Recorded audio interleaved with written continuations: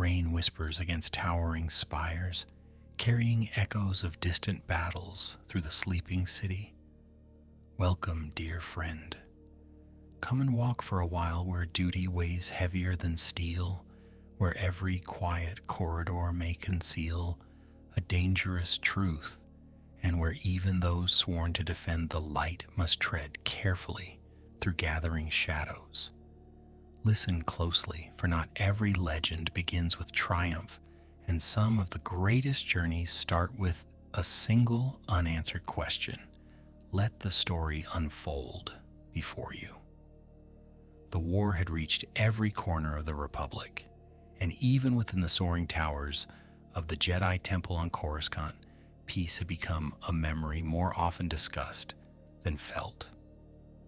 Gunships crossed the evening sky in endless formations, carrying clone battalions toward distant battlefronts, while medical transports returned with the wounded.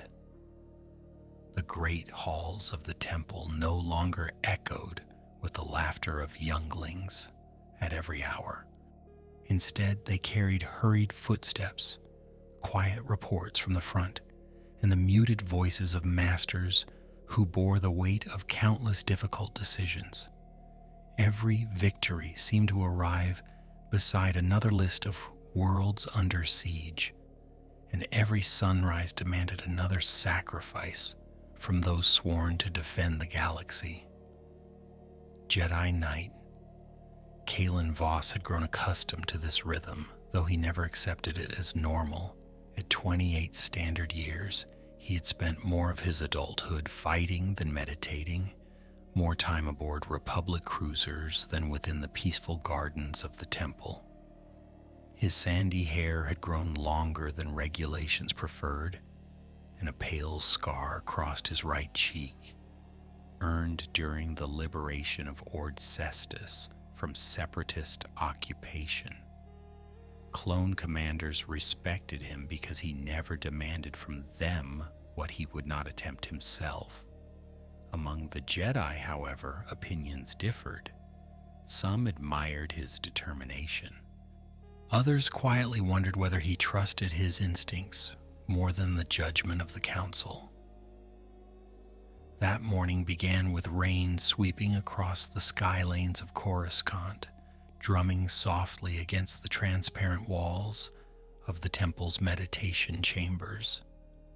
Kalen knelt alone, his lightsaber resting across his knees while he reached for calm within the Force.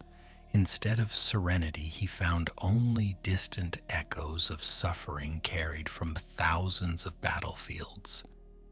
He exhaled slowly and opened his eyes before the meditation cycle had ended. "You still cannot silence the war," an elderly voice observed behind him, and Kalen turned to find Master Terran Vallis standing quietly in the doorway with his hands folded inside wide Brune sleeves. Master Vallis had instructed generations of Jedi in diplomacy before the Clone Wars forced him back into military service. His silver beard framed a face marked by both kindness and exhaustion, while sharp blue eyes missed very little. Kalen rose respectfully and bowed his head.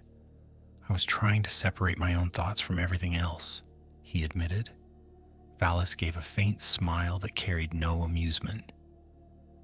"If anyone discovers how to accomplish that during this war, they should teach the Council immediately." Together they walked through the temple corridors toward the central briefing chambers, passing groups of Jedi preparing for deployment. Padawans hurried after their masters with data pads tucked beneath their arms, while maintenance droids quietly repaired blast damage from a recent separatist infiltration attempt. The temple remained magnificent despite the scars left by conflict. Massive windows overlooked the endless cityscape below, where streams of air speeders flowed like rivers of light between impossible towers. Kalen paused for a heartbeat beside one window, watching distant lightning flash through storm clouds. Somewhere beyond that horizon, billions of lives continued, without ever knowing the names of the Jedi who died protecting them. The morning briefing gathered nearly 20 Jedi around a circular hollow table glowing with blue tactical projections. Holographic star systems rotated slowly above its surface, while fleet movements shifted from moment to moment as fresh reports arrived. Master Mace Windu addressed the assembly with his usual direct precision.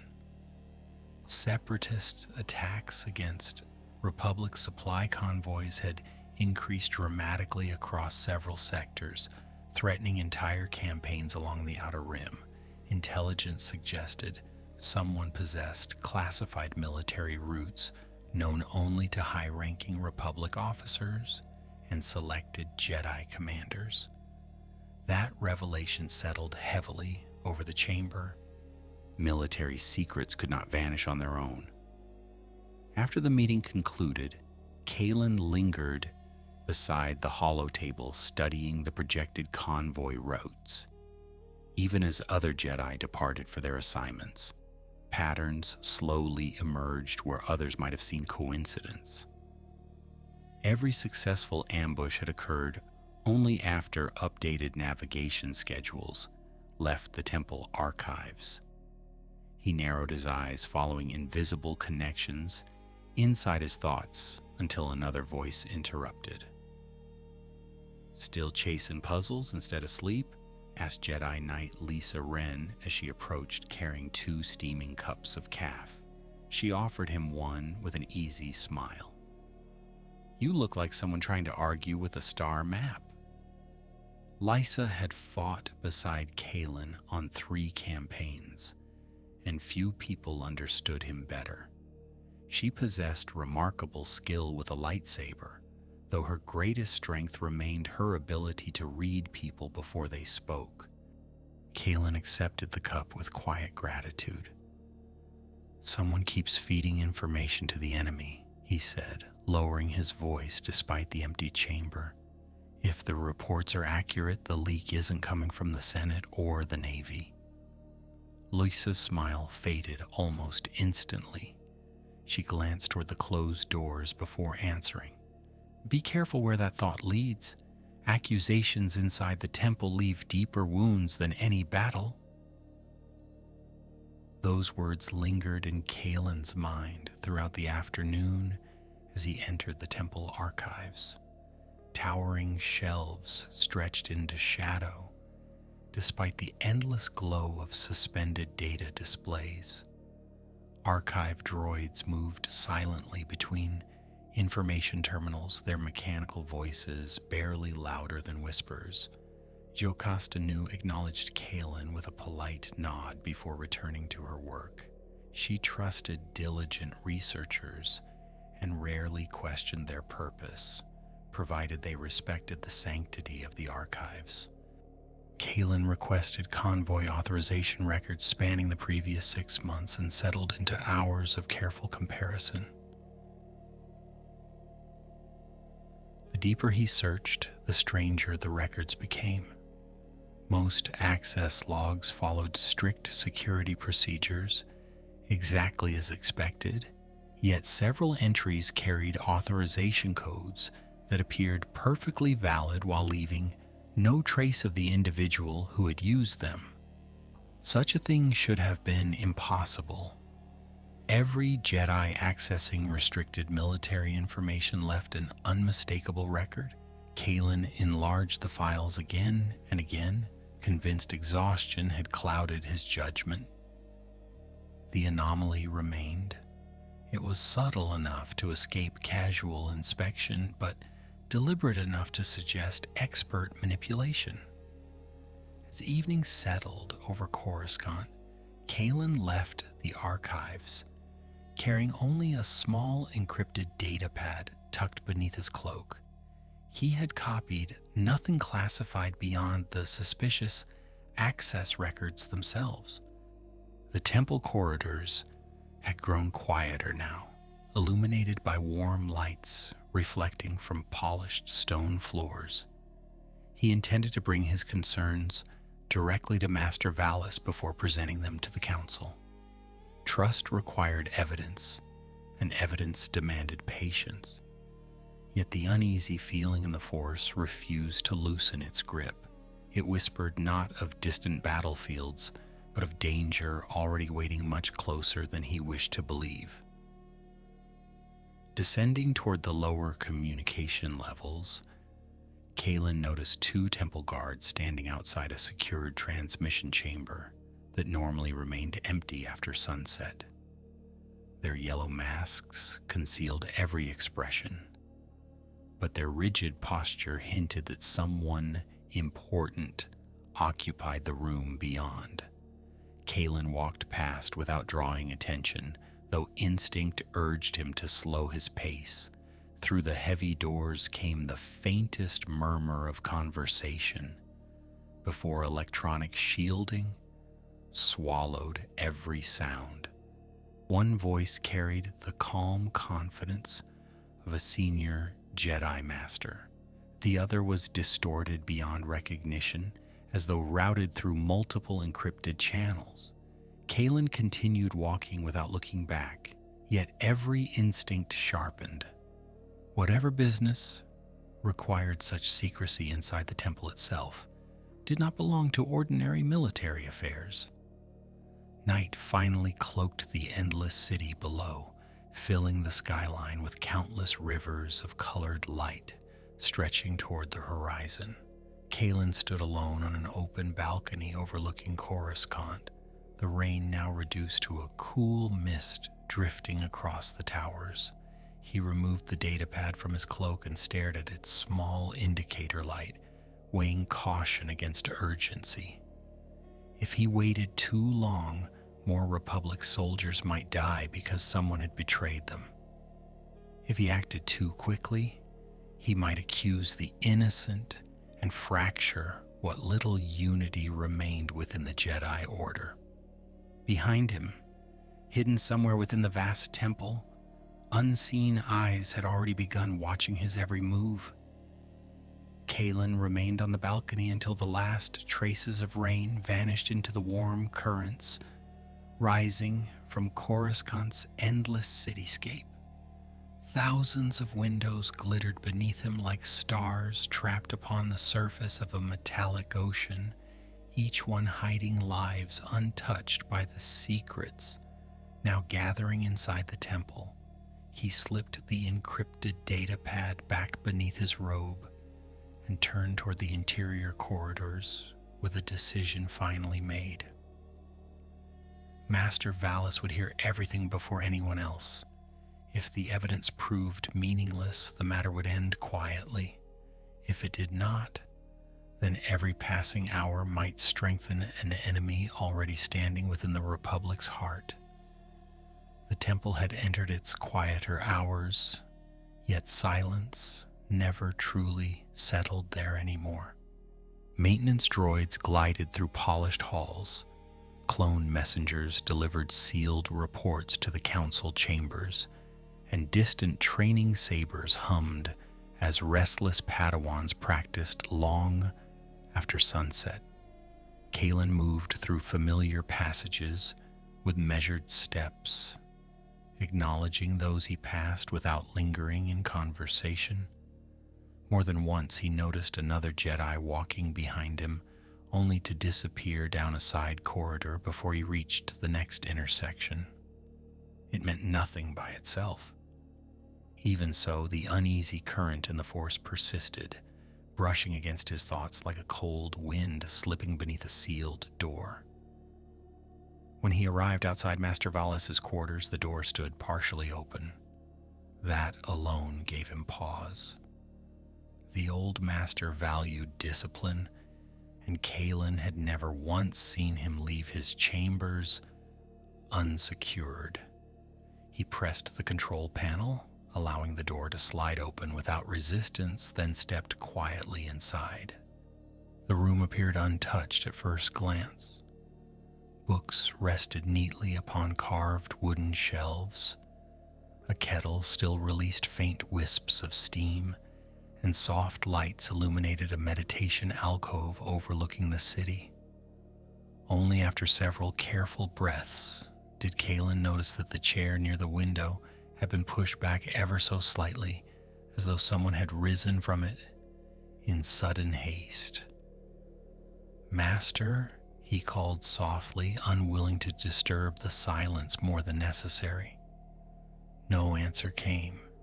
He walked farther into the chamber, every instinct sharpening with each step, until a glimmer near the floor caught his attention. Kneeling beside the chair, he found a tiny Republic military data crystal no larger than the end of his thumb. Such crystals were never carried casually. They held encrypted communications intended only for senior officers and members of the Jedi High Council. The crystal had snapped cleanly from a portable transmitter, suggesting it had broken off during a struggle or an abrupt movement. Kalen reached toward it, then stopped himself before making contact. Something about the room felt wrong, as though invisible eyes still lingered there. His hesitation proved wise. The sound of approaching footsteps echoed from the corridor, firm and disciplined rather than hurried. Kalen straightened just as two temple guards entered the doorway. Their ceremonial pikes remained lowered, yet neither showed surprise at finding him inside. One regarded the untouched data crystal near the chair before speaking through the mask's metallic voice filter. "Knight Voss, Master Valis requested privacy this evening." Kalen frowned. "Then where is he?" The guard offered no immediate answer. "We were instructed to escort you to the council antechamber if we encountered you." The request unsettled him more than any accusation might have. Temple guards did not escort Jedi without clear orders from the council, and even then the practice was rare. Kalen nodded calmly despite the questions gathering inside his mind. "Very well," he replied. "Lead the way." As they departed, he glanced back once toward the abandoned chamber. The broken data crystal remained where it had fallen, gleaming faintly beneath the warm light. Something important had happened there only minutes before his arrival, and whatever it was had already begun slipping beyond his reach. The council antechamber stood outside the circular chamber where the 12 masters held their most confidential deliberations. Kalen had entered it many times over the years, though never under circumstances that caused his heartbeat to quicken. Several Jedi waited nearby, discussing deployment schedules in quiet voices, paying little attention as he arrived under guard escort. Master Ki Adi Mundi emerged from the council chamber carrying a stack of hollow records. He acknowledged Kalen with a slight inclination of his head before continuing down the corridor without a word. The expression upon the Syrian master's face revealed nothing, yet Kalen sensed concern beneath the disciplined exterior. Several minutes passed before the chamber doors opened once more. Master Windu stepped forward alone, his gaze fixed steadily upon Kalen. "Walk with me," he said. There was no hostility in his voice, only the weight of responsibility.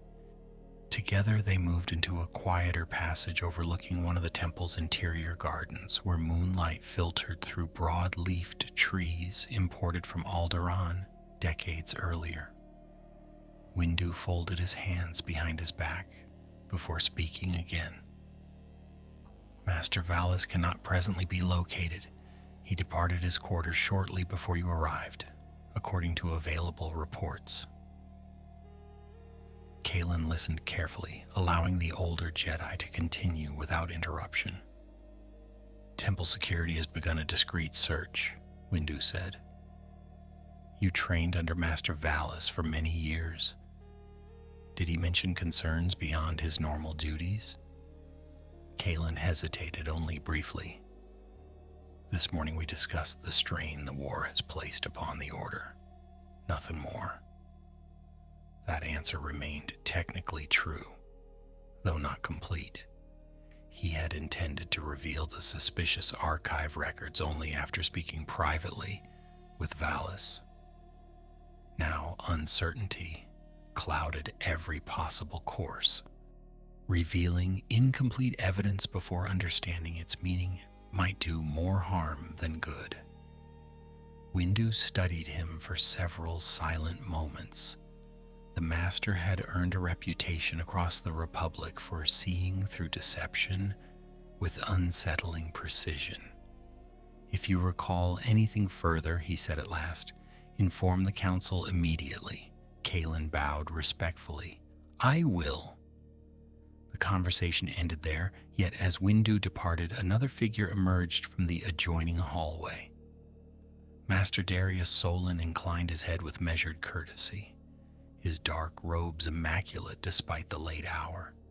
He was a respected strategist whose victories against the Separatists had become required study for younger Jedi. His calm smile carried the reassuring confidence of a seasoned commander. "I heard about Master Valis," Solon remarked as they began walking together toward the central rotunda. "A troubling mystery." Kalen nodded. He would not vanish without reason. Solon considered that for a moment before replying. "War forces good people into impossible decisions. We should avoid assuming betrayal, where confusion may be the simpler explanation." The words sounded reasonable enough, yet something in the Master's tone lingered oddly within Kalen's thoughts. It was not what had been said. It was the careful way every word seemed chosen before it left his lips. Their path separated near one of the temple's grand staircases. Solon offered a polite farewell and disappeared into the upper corridors, leaving Kalen alone beneath towering stone columns carved with the history of the Jedi Order. He watched the Master depart until the flowing robes vanished from sight. Only then did another memory surface. During the morning briefing, Solon had spoken at length about the convoy attacks with unusual certainty, even before the latest intelligence had been fully presented. At the time, it had seemed like confidence born of experience. Now, placed beside everything else, the recollection refused to settle comfortably. Unable to ignore the growing unease, Kalen returned quietly to the archives, well after midnight. Jocasta Nu had retired for the evening, leaving only archive droids to oversee the endless vaults of information. He accessed the security records once more, this time searching not for convoy authorizations, but for movements within the temple itself. Most entries matched ordinary routines exactly. Then another anomaly appeared. Earlier that evening, shortly before Master Valis disappeared, a secure communication chamber had been accessed using Master Darius Solon's authorization. According to the official log, however, Solon had been attending a strategic planning conference on the opposite side of the temple at precisely the same time. Kalen stared at the conflicting records until the realization settled like ice in his chest. Either the archive system contained two impossible errors within a single day, or someone possessed the ability to rewrite the temple's own security records. Before he could investigate further, every display around him flickered. The archive lights dimmed for the briefest instant before returning to normal. His terminal suddenly closed every file without command. A single line of text appeared across the screen. Access revoked. Security authorization level exceeded. Kalen frowned. His authorization had not changed in years. He reached toward the controls to reopen the files, but before his finger touched the console, he sensed another presence behind him. Calm, patient, watching.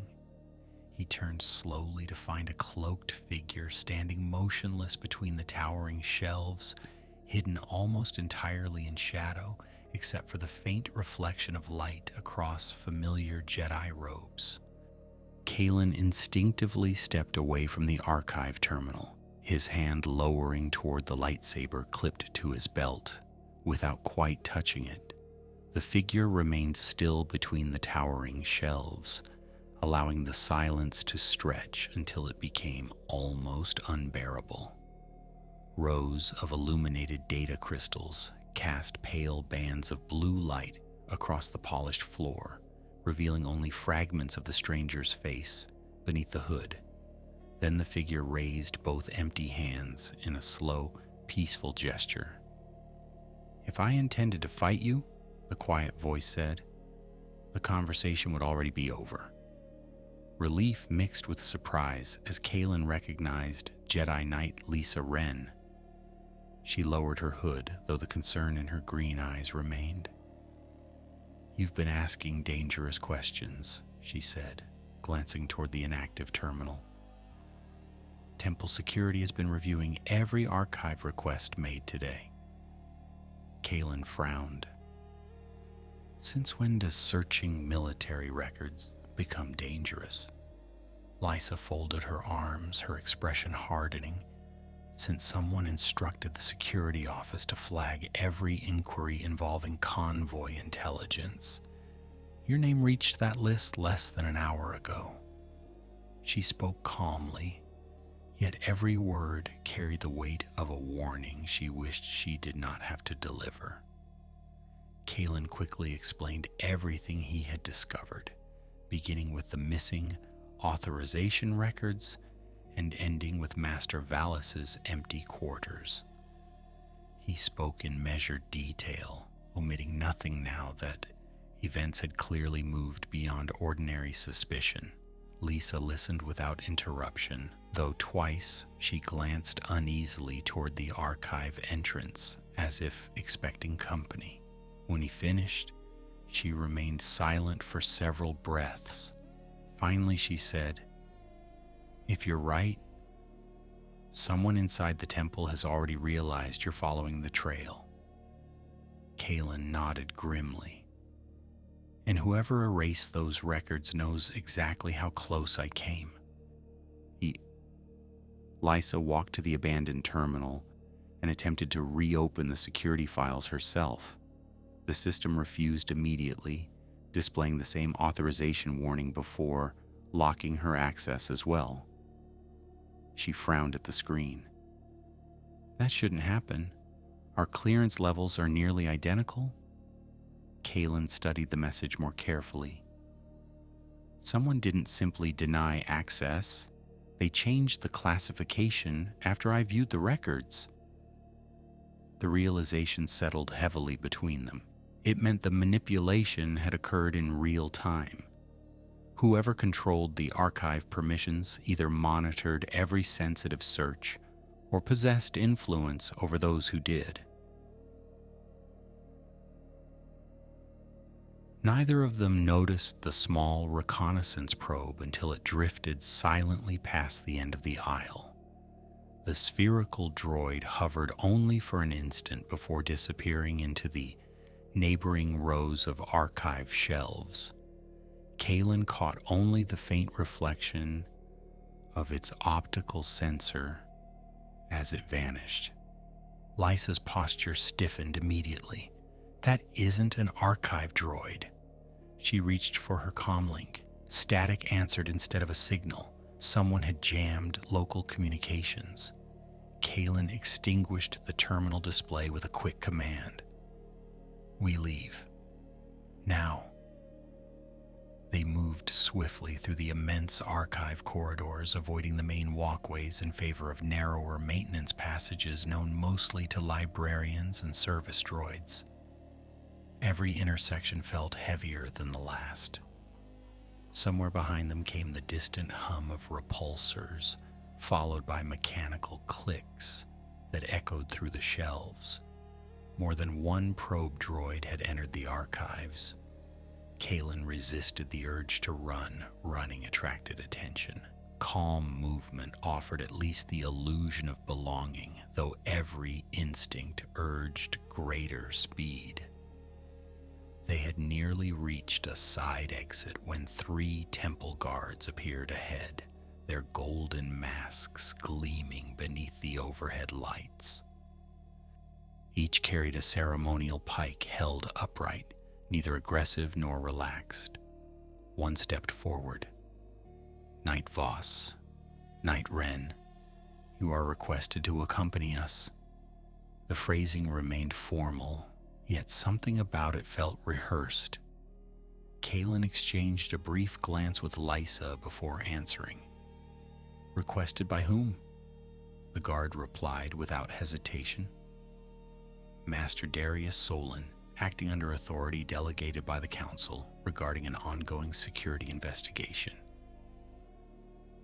Lisa's eyes narrowed almost imperceptibly. "Since when does a single master direct temple security?" she asked evenly. The guard offered no explanation. "Your cooperation is expected?" Kalen felt the force ripple faintly around them, not with immediate danger, but with mounting tension. Temple guards answered only to the council as a whole. They did not normally cite individual masters. He inclined his head politely. "We'll report to the council directly after retrieving mission files from my quarters." Another guard took one deliberate step forward. "That will not be necessary." The corridor seemed to shrink around them. Kalen realized they had reached the moment when every decision carried lasting consequences. If they obeyed without question, whatever evidence remained might disappear forever. If they resisted even peacefully, suspicion would deepen instantly. He met Lisa's gaze again. She gave the slightest nod, barely noticeable unless one knew her well. In the same heartbeat, they acted. Neither ignited a lightsaber. Instead, Kalen extended his hand, using the force to extinguish every light panel in the corridor, while Lisa swept a maintenance cart into the guard's path. Darkness swallowed the hallway. Sparks burst from overloaded illumination circuits, filling the air with sharp metallic scent and flashing shadows.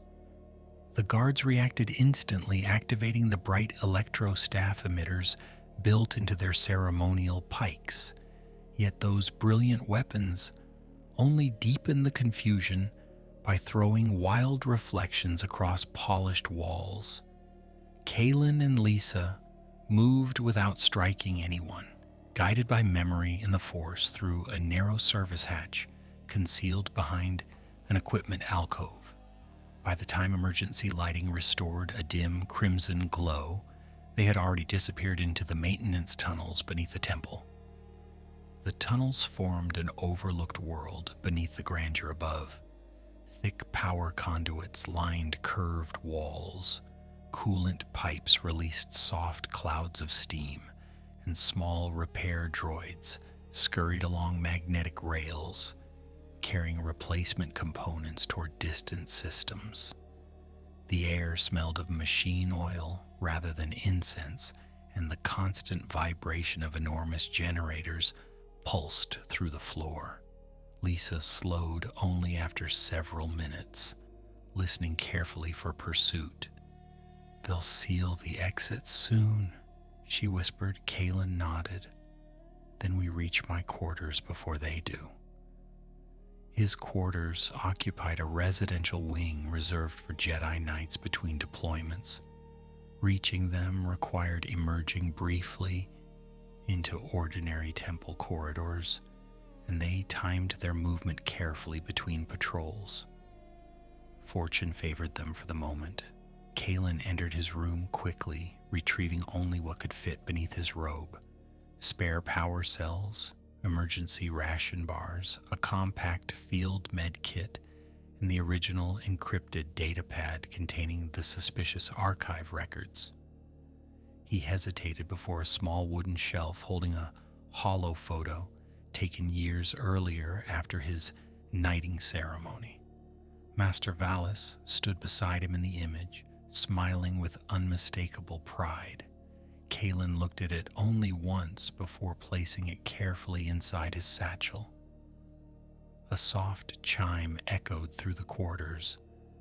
Not the door signal, the temple-wide announcement system. Every corridor speaker came alive at once, filling the building with Master Windu's unmistakable voice. Attention, all Jedi personnel, effective immediately. Knight Kalen Voss is to report to the council chamber regarding an urgent security matter. This directive carries highest priority.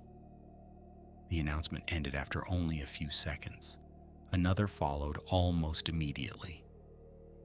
Any individual assisting Knight Voss without authorization will be considered obstructing an official council investigation.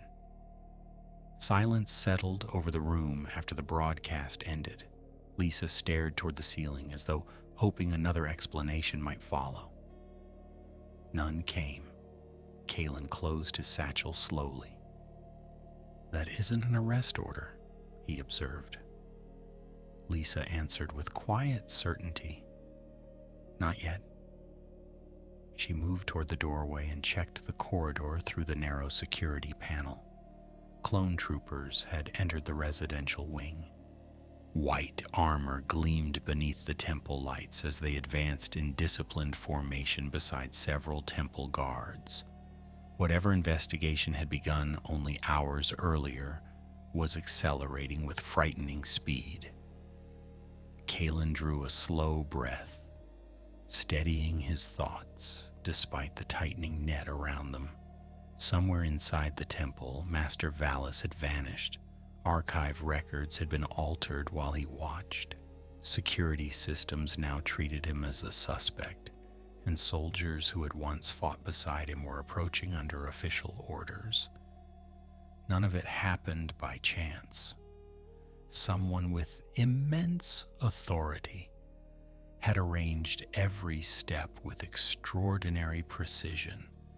As heavy boots echoed ever closer outside his quarters, Kalen understood that the hunt had already begun, and he no longer knew whether the greatest danger waited beyond the temple walls or within them.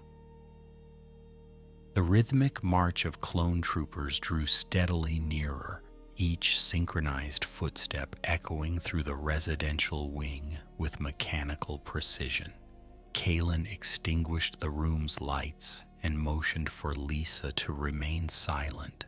Through the narrow security panel, they watched armored soldiers spread methodically along the corridor while temple guards positioned themselves at every intersection. No one shouted commands, no one searched recklessly.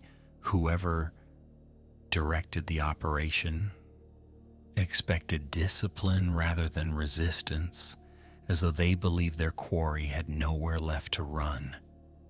The realization chilled Kalen more deeply than open pursuit ever could. A sharp chime sounded at the door. "Knight Voss," called the calm voice of a clone officer, amplified through his helmet's external speaker. "By order of the Jedi Council, open this door immediately."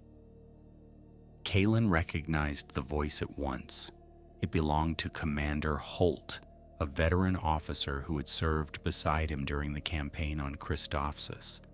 Holt had once dragged Kalen from beneath a collapsing separatist bunker while blaster fire rained around them. They had trusted one another with their lives. Hearing that familiar voice now, stripped of warmth and reduced to official procedure, struck harder than any weapon. Lisa looked toward him, silently asking whether he intended to answer. Kalen considered it for only a moment before stepping closer to the sealed entrance. "Commander," he said through the intercom, "what exactly am I accused of?" Several long seconds passed before Holt replied. I have not been informed of the charges, General. The old wartime title escaped almost unconsciously. My orders are to escort you safely to the council chamber. Kalen rested one hand against the cool metal beside the door. Safely? He asked quietly. Or securely? Holt hesitated. Both, if possible. Outside, another voice joined the conversation. Calm, measured, unmistakably familiar. Commander Holt, allow me. Kalen felt his heartbeat slow, rather than quicken. Master Darius Solon had arrived. Through the panel, he watched the older Jedi step into view, his expression composed with the confidence of someone who expected cooperation rather than conflict. Solon folded his hands within his robes before speaking toward the sealed door. Kalen, no one wishes to harm you. The Council simply requires answers regarding several irregularities connected to classified military intelligence. His tone remained patient, almost sympathetic. Open the door, and this misunderstanding can be resolved. Kalen exchanged another glance with Lisa. She shook her head almost imperceptibly. Solon's words sounded perfectly reasonable, yet they arrived too quickly, too neatly, as though prepared in advance. Master, Kalen answered, I was on my way to report irregularities of my own when Master Valis disappeared.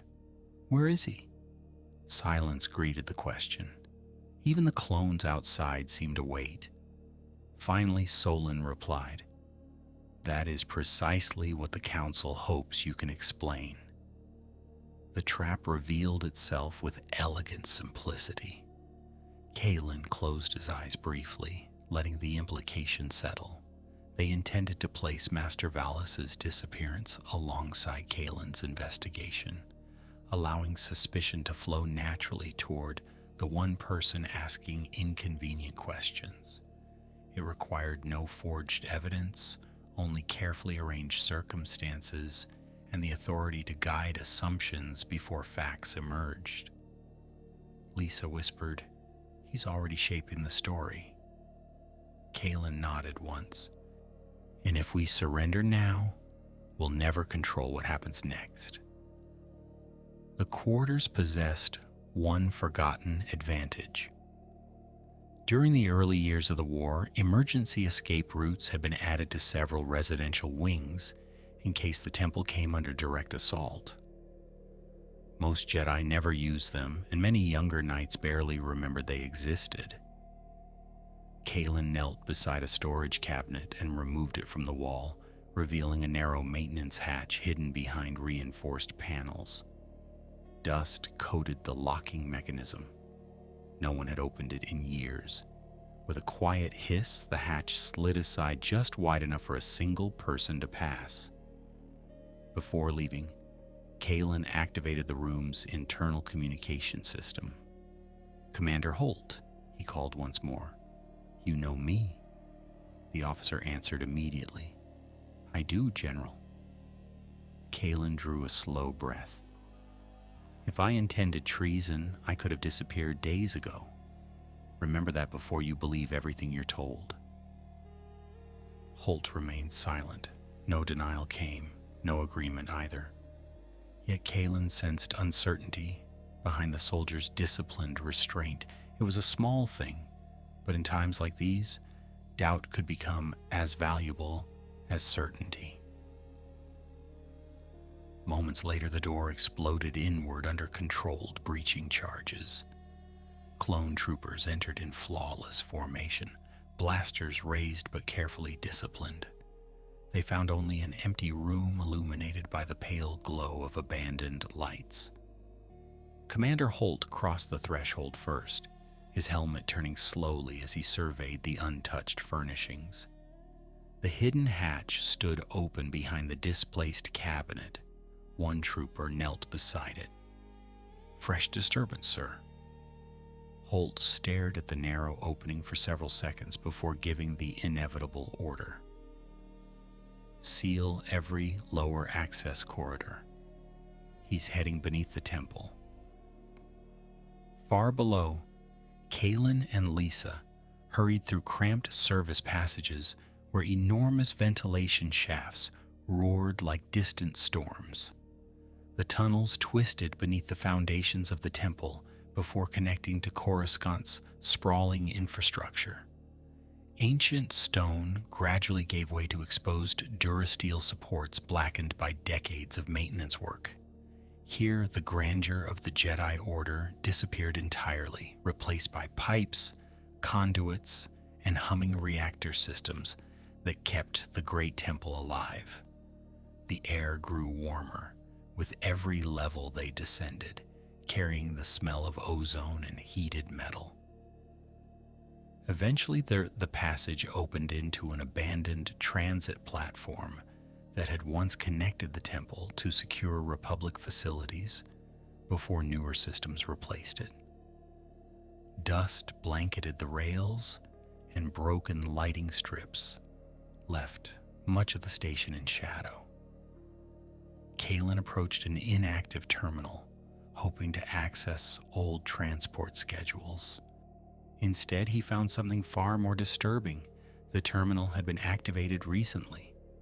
Fresh boot prints marked the dust around its controls, leading toward a freight tunnel that disappeared into darkness beyond the platform. Someone else had used this forgotten route only hours earlier. Lisa crouched beside the tracks, studying the impressions with a soldier's practiced eye. "Not clones," she murmured. "The stride is wrong." Kaylin noticed another detail. Near the terminal rested a small object no larger than a coin. He picked it up carefully. It was a Republic officer's insignia plate, snapped cleanly from a uniform. Turning it over, he found the identification number engraved upon the back. Recognition came immediately. The insignia belonged to Captain Orlan Fenn, one of the Republic logistics officers responsible for assigning convoy routes throughout the Mid-Rim. According to official reports, Fenn had died 3 weeks earlier during a separatist ambush. Kaylin's thoughts raced. If Captain Fenn had truly died, his insignia had no business lying beneath the Jedi Temple. If he had survived, then someone had deliberately concealed that fact from the Republic. Neither possibility offered comfort. Lisa studied the engraved number before looking up. "We need to find him." Kaylin slipped the insignia into his satchel. "If he's alive, he may know who has been leaking convoy routes." He paused, the pieces slowly aligning in his mind. "Or he may be the reason Master Valis disappeared." A sudden vibration rolled through the abandoned station. At first it resembled the distant passage of heavy transports above them, but the sound grew louder until the rails themselves began to tremble. Kaylin ignited his lightsaber, its blue blade flooding the darkness with brilliant light. From the far end of the freight tunnel came the unmistakable hum of repulsor engines. A black armored transport emerged slowly from the shadows without running lights or Republic markings. It stopped barely 20 meters away. The side hatch lowered with deliberate slowness. 3 armed figures stepped onto the platform. They wore no separatist armor. They wore no Republic insignia. Each carried military-grade blaster carbines fitted with silencers, and each moved with the calm confidence of professionals who expected no witnesses to survive the encounter. The 3 strangers spread across the platform with disciplined precision, leaving several meters between one another so that no single attack could catch them all at once. Matte black armor covered them from neck to boots, stripped of every insignia that might reveal allegiance. Their helmets concealed their faces behind narrow crimson visors, and each carried a compact military carbine held low but ready. They did not speak. The silence itself felt calculated, denying Kalen even the smallest clue about who had sent them. Only the faint whine of the transport's repulsors disturbed the stale air of the abandoned station. Kalen raised his lightsaber into a guarded stance, while Lisa ignited her emerald blade beside him. The blue and green light reflected across rusted rails and cracked durasteel pillars, casting long shadows that shifted with every movement. "This is Republic property," Kalen called, hoping for any response that might betray identity or purpose. "Identify yourselves." The nearest armored figure answered by lifting his left hand. A small cylinder dropped from his palm, struck the platform, and erupted into a cloud of dense gray smoke that spread unnaturally fast through the station. The smoke carried a sharp chemical scent unlike anything used by the Republic military. Kalen reached through the Force, searching for the attackers, but the cloud interfered in ways ordinary smoke could not. Their presence became faint and distorted, as though the gas itself disrupted his ability to sense living beings. Blaster fire burst from the haze without warning. Brilliant red bolts slashed through the darkness, striking the platform around them in rapid succession. Kalen deflected the first volley while Lysa drove the next aside, both moving almost instinctively as years of battlefield experience took over. They advanced together instead of retreating. Kalen knew remaining stationary against unseen marksmen invited disaster. His blade intercepted another burst before he lunged through the smoke toward the nearest shooter. The armored figure met him with surprising speed, abandoning the blaster and drawing an electrified combat staff that crackled with blue energy. Metal collided with lightsaber in a shower of sparks. The impact jarred Kalen's arms. Whoever stood before him had trained extensively against Jedi, anticipating movements that ordinary soldiers never could. Lisa engaged the second attacker several meters away, weaving gracefully between blaster shots before driving the gunman behind a thick support column. The third stranger circled wide, searching for an angle that would split the two Jedi apart. Kalen forced his opponent backward with a series of measured strikes, testing defenses rather than committing recklessly. The armored fighter never overextended, retreating one careful step for every attack, while silently waiting for an opening. Then Kalen noticed something peculiar. The stranger favored the left leg ever so slightly, an old injury limited balance during quick pivots. Tiny details often decided battles. He shifted suddenly, abandoning the direct assault in favor of a sweeping strike aimed low across the platform. The armored opponent reacted a fraction too slowly. Kalen's blade sheared through the combat staff before stopping barely centimeters from the fighter's helmet. The stranger froze. Instead of surrendering, however, the figure slammed both fists against the chest armor. A deafening pulse erupted from hidden emitters, throwing Kalen backward through the air. He struck a durasteel support hard enough to drive the breath from his lungs before crashing onto the platform amid scattered debris. The explosion echoed through the abandoned station. Dust rained from the ceiling while loose cables swung overhead. Kalen forced himself upright just in time to see Lysa leap onto a stack of abandoned cargo containers, her green blade flashing brilliantly as she deflected another stream of blaster bolts. One attacker collapsed after his own reflected shot pierced the shoulder joint of his armor. He fell heavily onto the platform but remained alive, clutching the damaged limb. The remaining two immediately altered their tactics. They were no longer trying merely to delay the Jedi. They were trying to retrieve their wounded companion.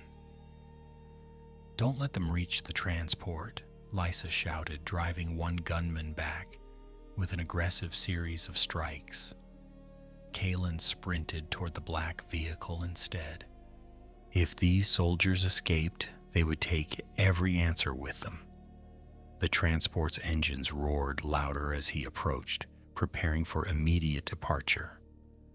Before he reached the lowered hatch, the pilot activated a concealed turret beneath the vehicle's nose. A stream of blue stun bolts erupted across the platform, forcing Kalen into cover behind a shattered support beam. The bolts left smoking craters wherever they struck, powerful enough to incapacitate even a Jedi through direct impact. The battle shifted again as distant alarms suddenly echoed through the tunnels. Someone had detected the fighting. Moments later, the unmistakable sound of clone armor filled the station from the opposite entrance. Commander Holt's troopers poured onto the platform in disciplined formation, white armor gleaming beneath emergency lights. "Hold your fire," Holt ordered immediately, recognizing Jedi in the confusion. The command came too late to change the attackers' plans. Smoke canisters exploded across the rails while the black transport surged upward on roaring repulsors. One armored operative remained behind. The wounded soldier lay abandoned beside the tracks, unable to move after Lisa's deflected shot shattered vital components in the armor. Rather than retreat with the others, the final operative drew a compact device from a belt pouch and hurled it toward the injured comrade. Kalen sensed danger instantly. "Down!" he shouted. The device detonated in a blinding sphere of white light, accompanied by a violent shock wave that hurled everyone nearby off their feet. The wounded operative vanished within the explosion, leaving nothing recognizable behind except twisted fragments of black armor scattered across the scorched platform. When the light faded, the surviving transport had disappeared into the darkness beyond the tunnel. Clone troopers quickly secured the station while medics checked the injured. Commander Holt approached Kalen slowly, lowering his blaster as the smoke drifted upward toward broken ventilation ducts. His helmet came off, revealing a face lined by months of relentless campaigning. "General," he said quietly, "what in the stars was that?" Kalen looked across the shattered platform. Professionals. His gaze settled on the remains of the destroyed armor, and they were willing to kill their own before allowing capture. Clone technicians began examining the wreckage while Temple security officers arrived moments later. Lisa knelt beside one twisted section of armor, brushing soot away until a tiny metallic emblem became visible inside the breastplate. It had been hidden beneath several protective layers rather than displayed openly. She beckoned Kalen over without drawing attention from the others. The emblem depicted a stylized crimson crate dragon encircling a black star. Kalen had never seen it before, yet something about it stirred a distant memory from intelligence briefings early in the war. Commander Holt joined them, his expression tightening as he recognized the symbol. "I've seen that mark once," he admitted in a low voice. "Republic intelligence circulated it during the first year of the war." Kalen looked at him sharply. "Who are they?" Holt glanced around to ensure no one stood close enough to overhear. "Not an army. Not a government." His voice dropped even further. "A deniable network of contract operatives, saboteurs, spies, assassins. Officially, no one has ever proven they exist." He paused before adding the one detail that made Kalen's blood run cold. The report said they never work unless someone extremely powerful is paying them. Before Kalen could ask another question, the shrill tone of a secure comm link echoed through Holt's armor. The commander answered immediately, listening without interruption. As the message continued, the color slowly drained from his face. He lowered the device and looked directly at Kalen with visible reluctance. "The Council has issued a formal detention order," he said at last, "effective immediately. You're accused of unauthorized access to restricted military intelligence and of abducting Master Terran Vallis." The words hung in the smoky air like a sentence already passed.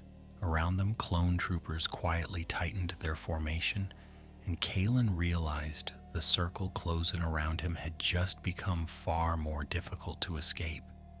For several long seconds, no one moved. The station echoed with a hiss of damaged machinery, the crackle of sparking cables, and the distant rumble of the city far above. Yet the silence between Kalen and Commander Holt seemed louder than all of it. Clone troopers shifted uneasily, glancing from their commander to the Jedi they had followed through countless campaigns. None of them raised their weapons immediately. Many recognized the man standing before them, and habit fought against duty inside every disciplined soldier present. Holt finally broke the silence with a voice far quieter than before. "General, don't make this harder than it has to be." Kalen studied the clone commander's face rather than the blaster held loosely at his side. Holt was no politician. He did not invent accusations or manipulate evidence. If the Council had issued such an order, he would obey it regardless of personal opinion. That was how clones had been trained from the day they first opened their eyes on Camino. Kalen understood that better than anyone. "You know I didn't take Master Vallis," he said calmly. Holt answered with visible strain. "I know what I believe. I also know what my orders say." Before either man could continue, temple security officers emerged from the tunnel leading toward the upper levels. At their center walked Master Darius Solon, his robes untouched by the battle that had scarred the abandoned station only moments earlier. His expression carried the solemn gravity expected from a Jedi overseeing a grave investigation. He surveyed the damaged platform, the scattered remains of black armor, and finally Kalen himself. "This has gone far enough," Solon said. His tone remained measured, almost compassionate. "Lay down your weapon, Kalen. The Council deserves to hear your explanation." Kalen watched him carefully. There was no triumph in Solon's face, no anger, only controlled concern, polished until it appeared completely sincere. Yet something continued to trouble him. Every step of the investigation seemed to place Solon exactly where events unfolded. He had appeared outside Kalen's quarters. He had directed temple guards despite lacking formal authority over them. Now he'd arrived underground with remarkable speed after a battle no one should have known was taking place. Coincidences existed. This felt increasingly unlike coincidence. Lisa sensed the same unease. She stepped half a pace closer to Kalen without raising her lightsaber. "Master Solon," she asked evenly, "how did you know where to find us?" Several nearby troopers glanced toward the Jedi Master. The question lingered in the stale air for a heartbeat. Solon answered without hesitation. Temple security tracked Night Voss through surveillance systems. It sounded entirely plausible. Even so, Kalen noticed Holt frown almost imperceptibly. The abandoned transit platform had not appeared on active temple security maps for years. Holt himself had needed several minutes to locate it. The commander lowered his gaze briefly before speaking. "Master Solon, with respect, we haven't verified the identities of the attackers yet. They weren't separatists." Solon inclined his head. "That matter will be investigated." Holt continued carefully. "Knight Voss helped repel them?" Solon's expression remained unchanged. A suspect's actions during an incident do not erase previous crimes. The reply arrived too quickly, as though rehearsed. Kalen felt several clones exchange uncertain looks behind their helmets. Even soldiers trained for unquestioning obedience understood the difference between caution and conclusion. The tension broke when one of the clone technicians called from the wreckage of the destroyed operative. "Commander, you need to see this."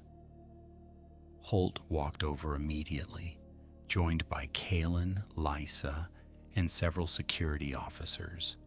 The technician held a scorched data module recovered from inside the shattered armor.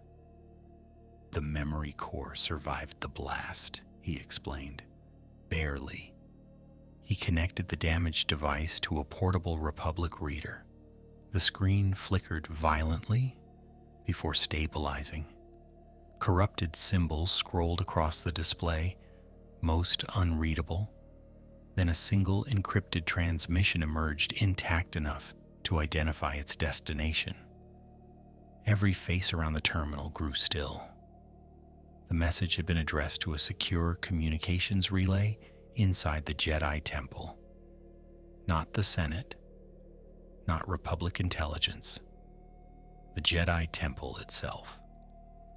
A murmur spread quietly among the assembled troopers. Holt looked toward Solon. "Master, I wasn't aware outside operatives had secure temple channels." Solon remained composed. "Neither was I." His answer carried perfect confidence, yet Kalen noticed the smallest tightening around the master's eyes. It lasted only an instant before disappearing. Most observers would never have seen it. Kalen had spent years studying opponents across negotiation tables and battlefields. Tiny reactions often betrayed far more than words. Suddenly, the portable reader emitted a sharp electronic tone. New text began appearing across the screen as hidden data decrypted automatically. The transmission had not been intended for the armored operatives alone. It contained a location, a time, and a short instruction. "Meeting confirmed. Lower Senate District, Warehouse. 39A, Standard Hour 23. The scheduled meeting would occur less than 2 hours from now. Every person standing around the terminal understood what that meant. Whoever directed the operatives expected survivors to report back. Commander Holt looked from the terminal to Master Solon. "We should notify the council immediately." Solon nodded without hesitation. "Agreed." Then he turned toward Kalen. "Your involvement here changes nothing. You will accompany temple security while this lead is investigated." Kalen said nothing. Instead, he watched Solon's eyes linger on the damaged memory core for a fraction longer than necessary. It was the first genuine emotion Kalen had seen from him all day. Concern, not about the attackers, about the information they had left behind. Lysa stepped close enough that only Kalen could hear her whisper. "If we let them take that evidence, it disappears." He already knew. Every record he had uncovered inside the archives had either vanished or become inaccessible within hours. This memory core represented the first piece of physical evidence beyond anyone's ability to quietly rewrite. If it entered official custody under the wrong hands, the trail would end before reaching whoever stood above the assassins. Kalen drew a slow breath. He had spent his life obeying the Jedi Order. Now the Order itself stood between him and the truth. Events accelerated in a heartbeat. One of the damaged overhead conduits finally gave way from the earlier explosion, sending a cascade of heavy durasteel piping crashing across the platform. Troopers shouted warnings as steam erupted through the station. Visibility vanished beneath thick white clouds. Kalen acted without conscious thought. He reached through the force, pulling the portable reader into his hand before it disappeared beneath the falling debris. Lisa seized his arm. Together they disappeared into the dense steam just as blaster bolts scorched the floor where they had been standing. Commander Holt did not fire. He watched the white clouds swallow the two Jedi while his troopers struggled to avoid the collapsing machinery. Through the confusion, he caught one brief glimpse of Kalen turning back. Neither man spoke, neither needed to. Holt lowered his blaster by a single degree before shouting, "Seal the eastern tunnel. Move!" His order sounded urgent enough to satisfy everyone present, yet the eastern tunnel was not the route Kalen had taken. Several minutes later, after the station had finally grown quiet again, Master Solon stood alone beside the damaged platform where the memory core had been recovered. His calm expression returned as though nothing unusual had occurred. A temple security officer approached. "Master, we've lost Voss again." Solon remained silent for a long moment, gazing toward the dark tunnel where Kalen had escaped. At last he spoke, in a voice barely above a whisper. "No," he said. "We've forced him exactly where he needs to go." The maintenance tunnels beneath the temple stretched for kilometers, twisting beneath Coruscant's ancient foundations like forgotten arteries beneath living flesh. Kalen and Lysa ran through narrow service corridors lit only by emergency strips that flickered uncertainly after the collapse behind them. Steam clung to the walls in ghostly curtains, muffling every sound except the pounding of their boots against the durasteel floor. Neither of them spoke until they had placed several intersections between themselves and the abandoned station. Only then did Kalen finally slow, leaning briefly against a reinforced bulkhead while he steadied his breathing. Lisa glanced back into the darkness before turning toward him. "You noticed it too," she said quietly. Kalen nodded. Solon wasn't surprised by the memory core. He was worried. He removed the portable reader from beneath his robe, its casing scratched but intact after the escape. The screen still displayed the decrypted transmission, Warehouse 39A. Lower Senate District, Hour 23. Lysa studied the message for several moments. If it's genuine, someone expects those operatives to report there tonight. Kalen closed the device carefully. Then that's where we'll find whoever survives above them. The journey to the surface required leaving the temple's secure foundations entirely. Old maintenance passages eventually connected with Coruscant's municipal infrastructure, where endless networks of utility corridors served districts that had existed long before the Republic reshaped the capital world. Massive power conduits pulsed behind armored walls, carrying enough energy to illuminate continents. Automated cargo trams rolled silently through neighboring tunnels, transporting replacement components without a single organic crew member aboard. The deeper they traveled into the city's forgotten underlevels, the farther they moved from the authority of the Jedi Order. After nearly an hour, they emerged through an abandoned service hatch hidden behind a row of neglected industrial storage units. The air changed immediately. Instead of the clean atmosphere maintained within the temple, Coruscant greeted them with the smell of engine exhaust, overheated machinery, rain-soaked ferrocrete, and countless lives pressed together across a planet-wide city. Above them, layers upon layers of traffic crossed illuminated sky lanes, stretching toward towers that vanished into the night. Neon advertisements reflected from wet pavement while distant speeders roared overhead like mechanical predators hunting unseen prey. Kalen pulled the hood of his robe lower across his face as crowds drifted through the surrounding streets. The lower Senate district occupied an uneasy border between political importance and ordinary commerce. Government offices stood only blocks away from aging warehouses, shipping terminals, and maintenance depots that rarely attracted attention after dark. Workers hurried home after long shifts while freight haulers continued unloading cargo regardless of the hour. Few people looked twice at two hooded travelers weaving through the streets.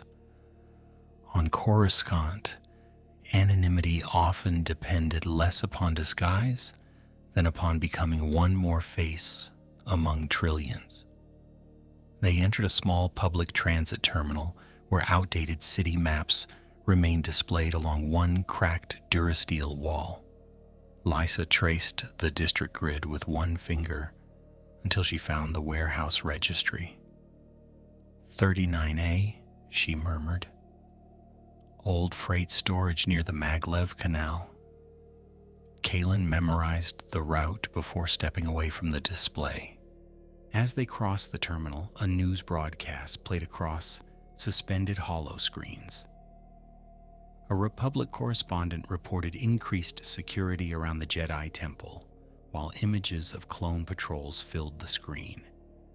Then Kalen's own face appeared beside the official announcement. The report identified him as a Jedi Knight wanted for questioning regarding the disappearance of Master Terran Vallis and the theft of classified military intelligence. Witnesses were instructed to contact local security immediately. The broadcast emphasized that the investigation remained active and urged citizens not to interfere if the suspect were located. Kalen watched without changing expression, though hearing the accusations spoken publicly carried a different weight than hearing them from Commander Holt. The galaxy already believed a version of events carefully arranged by someone else. Lysa touched his arm gently. We clear your name by finding the truth. Nothing else matters. They reached the warehouse district shortly before the appointed hour. The streets had grown quieter there, occupied mostly by cargo lifters and automated loading vehicles moving containers between storage facilities. Warehouse 39A stood near the edge of an old shipping canal, its broad doors sealed and most exterior lights deliberately extinguished. Years of rain had stained the massive structure, leaving rust-colored streaks across reinforced walls. From the outside, it appeared abandoned. Yet Kalen sensed faint life within, not clearly enough to count individuals, but enough to know the building was far from empty. Instead of approaching directly, they climbed onto the roof of a neighboring storage facility, connected by a series of maintenance walkways. From that higher vantage, they could observe the warehouse unnoticed. Minutes passed in silence until a sleek civilian landspeeder drifted into the loading area without activating its headlights.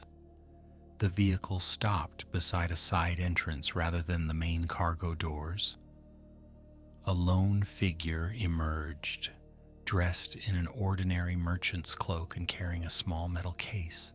The person paused briefly before entering through the side door, which opened almost immediately from within. Kalen narrowed his eyes. "Not a merchant," he whispered. Lysa followed his gaze. Too careful. They continued watching as another vehicle arrived several minutes later. This one belonged unmistakably to the Republic. Its markings identified it as a logistics transport assigned to military supply operations. A uniformed officer stepped out, looking around nervously before disappearing into the same side entrance. Kalen felt his pulse quicken. He recognized the officer despite the distance. Captain Orlin Fenn. The man officially declared dead 3 weeks earlier was walking very much alive into Warehouse 39A. The revelation settled heavily between them. Fenn's survival alone proved someone had falsified Republic records, but his presence raised far more troubling questions. If he had orchestrated convoy movements, then he possessed exactly the information needed to betray Republic supply routes. Yet why fake his own death? Why meet armed operatives in secret rather than report to military command? Kalen remained perfectly still, forcing himself to observe instead of rushing toward conclusions. Patience had become his only advantage. Another transport approached the warehouse, though this one caused every instinct within Kalen to sharpen. It bore official clearance codes belonging to the Jedi Order. The vehicle landed with practiced precision beside the earlier speeders, its engines falling silent almost at once.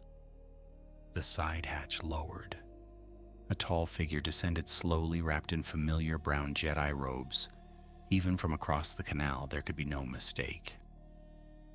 Master Darius Solon had arrived exactly on time. Kalen felt the final fragments of uncertainty disappear. Solon looked neither surprised nor cautious as he entered the warehouse. He walked with the confidence of someone expected rather than questioned. No guards challenged him. No passwords were exchanged. The door opened before he even reached it, then sealed again behind him without delay. Lysa turned toward Kalen, disbelief written plainly across her face. "He's meeting them." Kalen's jaw tightened as he continued watching the silent building across the canal. "No," he replied after a long pause. "He's leading them." They waited only long enough to ensure no additional arrivals followed. Then Kalen drew a small macro binocular from his satchel and studied the warehouse walls. Near the western side, he spotted a maintenance vent partially concealed behind stacked cargo containers. It would be narrow, dangerous, and almost certainly unguarded. He lowered the binoculars and looked toward Lysa. Neither needed to ask what came next. If answers existed inside Warehouse 39A, they would have to find them before the meeting ended. And before anyone inside realized they were no longer merely fugitives, but witnesses. The canal separated them from the warehouse by less than 30 meters, though the open water and exposed loading yard made the distance feel much greater. Cargo cranes loomed overhead like silent giants, their enormous arms frozen against the glow of Coruscant's endless skyline. Kalen waited until a heavy freight convoy rolled along the elevated transport lane above the district. The rumble of its engines briefly drowned every other sound. "Now," he whispered. Together they descended the maintenance ladder, crossed the narrow service bridge beneath the roadway, and disappeared into the shadows cast by stacks of aging cargo containers. The western wall of Warehouse 39A had clearly escaped regular inspection for years. Rust surrounded old ventilation grills, and rainwater had left dark streaks across reinforced Durasteel panels. Kalen knelt beside the maintenance vent he had spotted from across the canal. Someone had removed 2 retaining bolts recently and replaced them only loosely, suggesting the passage had been used more than once. He slid the grill aside with careful, deliberate movements, pausing twice when distant voices echoed through the loading yard. The opening was barely large enough for a person to squeeze through, but it led directly into the warehouse's upper ventilation network. The narrow duct forced them to crawl on elbows and knees through layers of accumulated dust. Every movement produced the faint scrape of fabric against metal, and Kalen stopped repeatedly to ensure the sound remained hidden beneath the constant hum of industrial machinery below. Warm air flowed through the ventilation system, carrying with it the smells of engine lubricant, ozone, and recently fired blasters. None of those scents belonged inside an abandoned freight depot. They confirmed what Kalen had already suspected. The warehouse served as a functioning base disguised as forgotten property. A faint glow appeared ahead where the duct widened above the central storage floor. Kalen eased forward until he reached a narrow inspection grate overlooking the chamber beneath. The sight before him banished any remaining doubt. The warehouse had been transformed into a covert operations center. Tactical holo projectors filled the floor with rotating star maps. Republic supply routes shimmered in brilliant blue, while separatist fleet positions glowed crimson beside them. Crates bearing Republic military markings stood open, revealing encrypted communication equipment rather than ordinary cargo. Nearly 24 black-armored operatives moved calmly between workstations, repairing weapons, exchanging reports, and preparing equipment with practiced efficiency.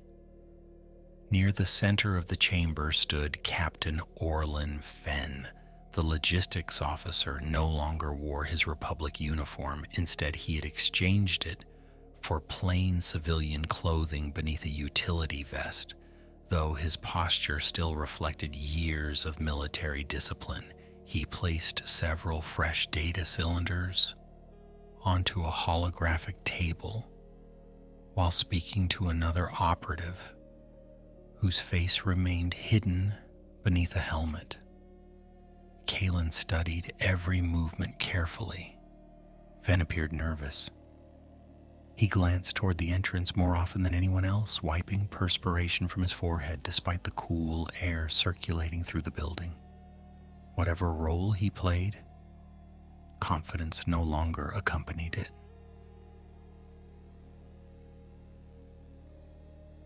Several moments later, the main loading doors opened with a low mechanical groan. Every conversation inside the warehouse stopped instantly. The operatives straightened almost as one. Master Darius Solon entered alone, his brown Jedi robes flowing quietly behind him as he crossed the vast chamber. No one saluted. No formal greeting passed between them. Instead, the assembled operatives simply stepped aside, clearing a direct path toward the central holotable. Solon removed his outer cloak and laid it neatly across the edge of the table before surveying the room with the calm assurance of absolute authority. "You've become careless," he said without raising his voice. The words carried effortlessly through the silent warehouse. The temple engagement was avoidable. One of the armored operatives lowered his head. Knight Voss reached the transit platform earlier than expected. Solin's expression remained composed. Then your surveillance failed. Explanations do not recover lost opportunities. His criticism contained no anger, only disappointment, which somehow sounded colder than outrage ever could. Captain Fenn cleared his throat uncertainly. Master, the archive records were erased exactly as instructed, but Voss recovered more than anticipated. Solon turned his attention toward the former Republic officer. He recovered fragments, he corrected. Nothing more. Fenn hesitated before speaking again. The surviving memory core, Solon interrupted him with a slight lift of one hand, has already become irrelevant. His confidence seemed almost unsettling. Knight Voss believes he has discovered the conspiracy. In truth, he has only followed the path prepared for him. Kalen felt every muscle tighten. Beside him, Lysa remained perfectly still, though he sensed the anger she struggled to restrain. They listened as Solon activated the central holo projector. A three-dimensional map of Republic hyperspace lanes shimmered into existence above the table. Several convoy routes changed color one by one while new attack vectors appeared across the projection. Tomorrow's shipments will proceed exactly as scheduled, Solon continued. The Council has already approved revised escort assignments based upon information I provided this morning. One armored commander studied the display. The Republic believes these routes are secure. Solon allowed himself the faintest smile. That belief has served us well throughout the war. Lisa slowly turned toward Kalen, disbelief plain upon her face. He's been feeding them convoy routes all along, she breathed. Kalen gave the slightest nod, though another question now troubled him even more deeply. Solon possessed extraordinary access to Republic intelligence, but nothing he had said explained why Master Valis had vanished. If Valis had uncovered the betrayal first, then his disappearance suddenly became easier to understand. Yet there remained no proof that Solon himself had silenced the old master. As though summoned by Kalen's thoughts, another door opened at the rear of the warehouse. Two armored operatives escorted a prisoner into the chamber. His hands were bound behind his back with magnetic restraints, and bruises darkened one side of his weathered face. Even beneath the harsh industrial lighting, there could be no mistaking him. Master Terran Valis was alive. Kalen's breath caught in his throat. The elderly Jedi walked with visible fatigue, yet he held himself upright despite the restraints binding his wrists. His blue eyes swept calmly across the warehouse before settling upon Solon. There was neither fear nor confusion in his expression, only profound disappointment. "I taught you better than this," Valis said quietly. His voice remained steady despite everything. "I remember the boy who believed the Jedi existed to protect the helpless." For the first time since entering the warehouse, emotion flickered openly across Solon's face. It vanished almost immediately, replaced once more by perfect composure. "That boy watched thousands die because the Council refused to act when action mattered," he replied. "The Republic was already collapsing before the war began." Valis met his gaze without hesitation. "So you chose to hasten its fall." Solon folded his hands behind his back. "I chose to build something stronger from its ruins." The exchange lasted only moments, yet it answered questions Kalen had carried since this nightmare began. Master Valis had discovered the truth. Rather than murder him immediately, Solon had kept him alive, perhaps hoping to force cooperation, or simply because the old master remained too valuable to discard. Whatever the reason, Valis's survival changed everything. A living witness could expose the conspiracy before the entire council. Then Captain Fenn spoke again, his voice trembling despite every effort to control it. "Master, if Voss reaches the council before we finish tomorrow's operation..." Solon looked toward him with complete confidence. "He won't." The Jedi Master's calm smile returned, colder now than before. "By dawn, every member of the Order will believe Kalen Voss murdered Terran Valis to conceal his own treachery." Kalen's blood ran cold. The trap had never been about expelling him from the Order. It had always been leading towards something far worse. Kalen remained frozen behind the narrow ventilation grate, every instinct urging him to leap into the warehouse and end the deception before another word could be spoken. Years of Jedi discipline held him in place. Charging into a room filled with trained operatives would accomplish only one thing: his capture or his death, and with it the loss of everything he had learned. Beside him, Lysa's breathing remained slow and controlled, despite the fury he could feel through the Force.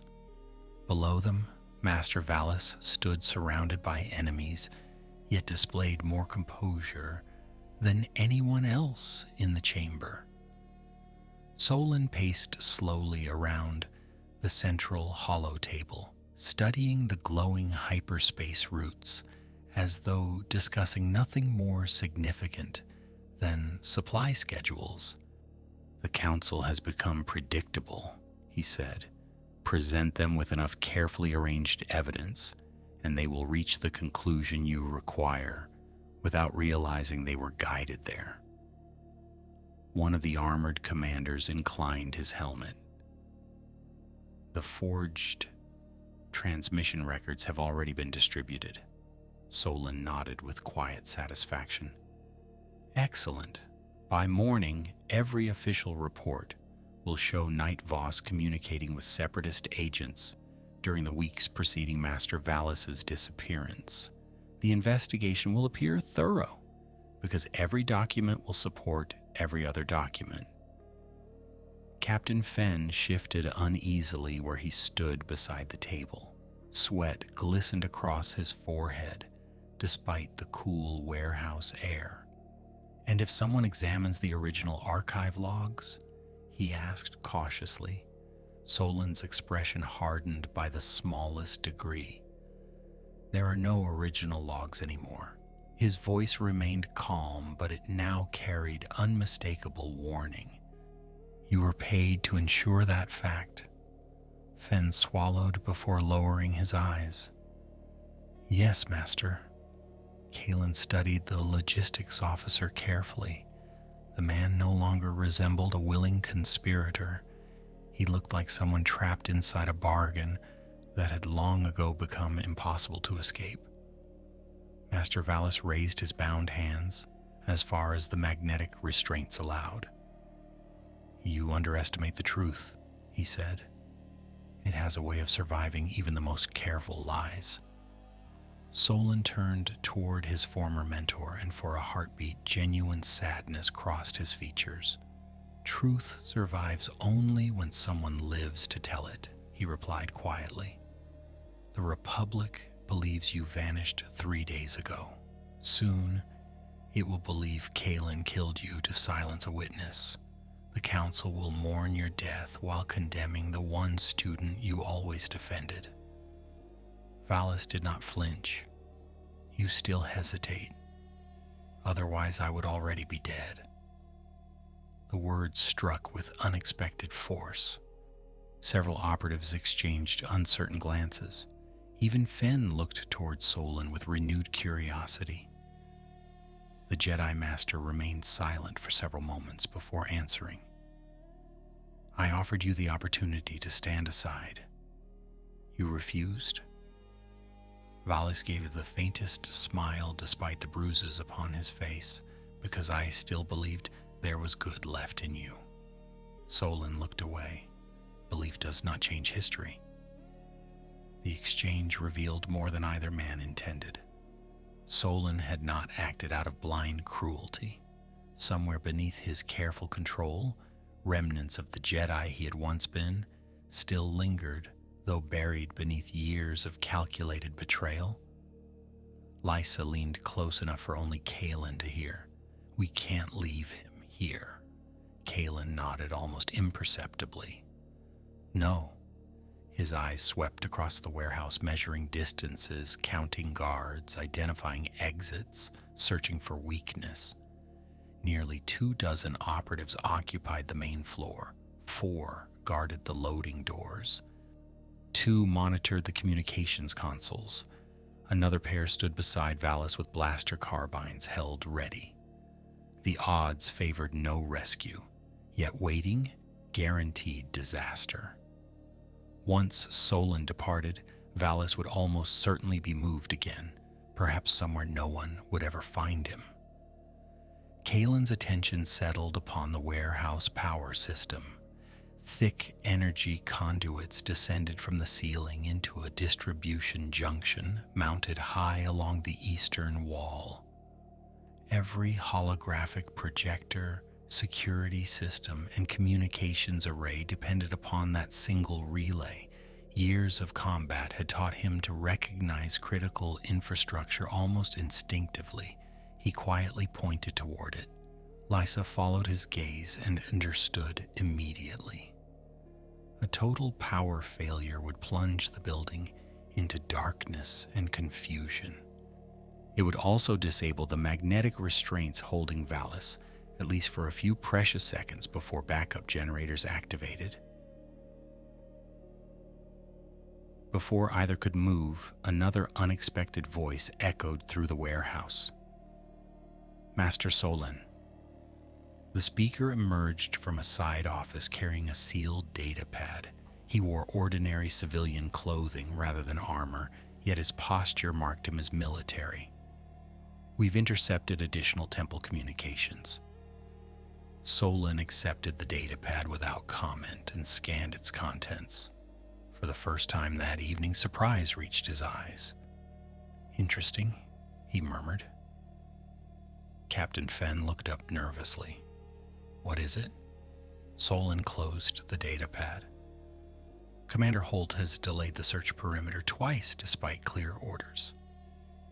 The room fell silent again. One operative asked, "Does he suspect?" Solon considered the question. Perhaps. His expression remained thoughtful rather than alarmed. Clone officers are loyal, but they are not incapable of independent judgment.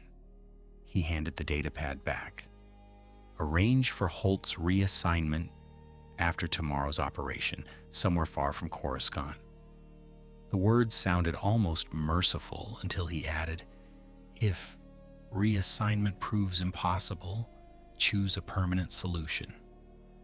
Kalen felt a cold weight settle in his chest. Holt had done nothing except hesitate when asked to hunt a man he trusted. For that alone, Solon had quietly signed his death warrant. The conspiracy reached further than stolen convoy routes. Anyone who questioned the official narrative, Jedi or clone alike, became disposable. Lysa's expression hardened as she absorbed the same realization. No more waiting, she whispered. Kalen slowly unclipped a compact thermal charge from his utility belt. It was never intended as a weapon against people. Republic engineers used such devices to breach sealed blast doors during rescue operations. Set against the warehouse junction relay, it would overload the power grid without bringing down the structure itself. He checked the timer, reducing it to 5 seconds. Lisa ignited neither her lightsaber nor her comlink. She simply positioned herself beside the ventilation grill, ready to move the instant darkness fell. Kalen eased the grate aside just enough to slide the charge through the opening. The small cylinder dropped silently onto a steel support beam several meters below before adhering magnetically to the conduit. Exactly as intended, neither the guards nor the technicians noticed it. Solon had resumed speaking with Fen, discussing tomorrow's convoy departures in calm, precise detail. Master Valis remained motionless, though his eyes suddenly lifted toward the ceiling. For one brief instant, Kalen and his old master looked directly at one another through the narrow gaps in the ventilation grate. Valis gave the slightest nod. He knew they were there. Kalen pressed the activation switch. The countdown began. The charge detonated with a sharp metallic crack rather than a thunderous explosion, exactly as Republic engineers had designed it. A brilliant shower of white sparks burst from the distribution relay, racing through the warehouse's overhead conduits in every direction. Every light died at once. The holographic star maps collapsed into darkness, communication consoles went silent, and the constant hum of machinery vanished so completely that for one suspended heartbeat, the entire building seemed to stop breathing. Then alarms erupted from every corner of the warehouse as emergency systems struggled to awaken. Kalen was already moving before the echoes faded. He dropped through the open ventilation shaft, landing hard atop a stack of cargo containers before leaping to the warehouse floor. His blue lightsaber ignited in the darkness with a familiar snap hiss, casting enough light to reveal stunned operatives reaching blindly for their weapons. Lisa landed beside him a heartbeat later, her emerald blade joining his in the gloom. Red blaster bolts streaked wildly through the warehouse, most fired by soldiers who could barely distinguish friend from foe. Kalen deflected the nearest volley into the steel floor while sprinting toward the prisoner's platform where Master Valis had stood only moments earlier. The old Jedi had not remained idle. As the power failed, the magnetic restraints around his wrists released with an audible click before emergency batteries could reactivate.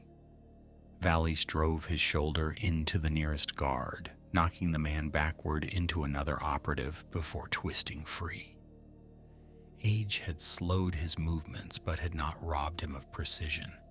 He seized a fallen blaster only long enough to throw it across the room, denying his enemies another weapon, then stepped aside as Kalen reached him. "Master," Kalen said, relief breaking through his composure. Valis rested one weathered hand briefly upon his former student's shoulder. "You chose the dramatic approach." Emergency lighting suddenly flooded the warehouse with deep crimson illumination. The darkness vanished, revealing complete chaos. Smoke drifted from shattered conduits overhead, while operatives struggled to regroup under shouted commands. Solon stood near the central holotable, astonishingly calm despite the confusion surrounding him. His lightsaber ignited with a brilliant violet blade, its glow reflecting across the crimson emergency lights until the warehouse seemed bathed in blood-colored fire. He did not rush forward. He simply watched Kalen with an expression that carried neither panic nor surprise. "I wondered how long you would wait," Solon called across the warehouse. His voice carried effortlessly above the alarms and blaster fire. "You've always preferred action once patience had served its purpose." Kalen positioned himself between Valis and the advancing operatives. "It's over," he answered. "Master Valis is alive. The Council will hear the truth." Solon regarded him almost sadly. "You still believe truth alone decides history?" His gaze shifted briefly toward Captain Fenn. "An unfortunate habit." Without warning, Fenn bolted toward a nearby communications console. The logistics officer moved with desperate speed, ignoring the battle raging around him. Kalen sensed his intention instantly. The surviving transmitter remained connected to the wider communications network, despite the damaged power grid. If Fenn reached it, he could warn every remaining conspirator across Coruscant, or erase whatever evidence still survived inside the warehouse systems. "Lysa!" Kalen shouted. She understood immediately, breaking away from the fight and sprinting after the fleeing officer. Fenn reached the console only seconds before her. Trembling hands flew across the controls, while corrupted data streamed across the damaged display. "I have to fix this," he muttered to himself, barely aware of anyone else. He said there was still time. Lysa deactivated her lightsaber before closing the final meters between them. "Captain," she called firmly, "step away from the terminal." Fenn looked back with wild, exhausted eyes. "You don't understand." His voice cracked beneath the weight of weeks spent living a lie. "He knows everything. If I stop now, he'll kill my family." Lysa slowed rather than attacking. Around them, blaster fire continued to echo through the warehouse, yet she kept her attention fixed entirely upon the terrified officer. "Where are they?" she asked. Fenn's hands hovered above the controls, shaking violently. "Corellia," he whispered. "They've been on Corellia since the first convoy attack. He said they would stay alive only if I kept changing the routes." His shoulders sagged as years of discipline finally collapsed beneath fear and guilt. "I never wanted soldiers to die. I only wanted my children to come home." Across the warehouse, Kalen found himself face to face with Solon. Neither attacked immediately. Around them, clone-trained operatives exchanged fire with the two Jedi, while Master Valis used the Force to hurl heavy cargo crates into advancing enemies, buying precious moments. Solon lowered his lightsaber slightly. "You should have accepted exile when the opportunity still existed," he said. "Instead, you forced this ending." Kalen tightened his grip upon his own weapon. "You framed innocent people. You betrayed the Republic. You kidnapped your own master." Solon's expression remained remarkably peaceful.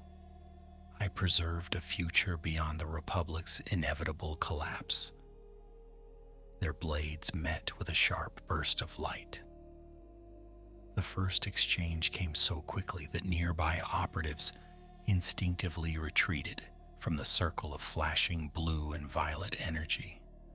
Solon fought exactly as Kalen remembered from years of observing senior masters within the temple.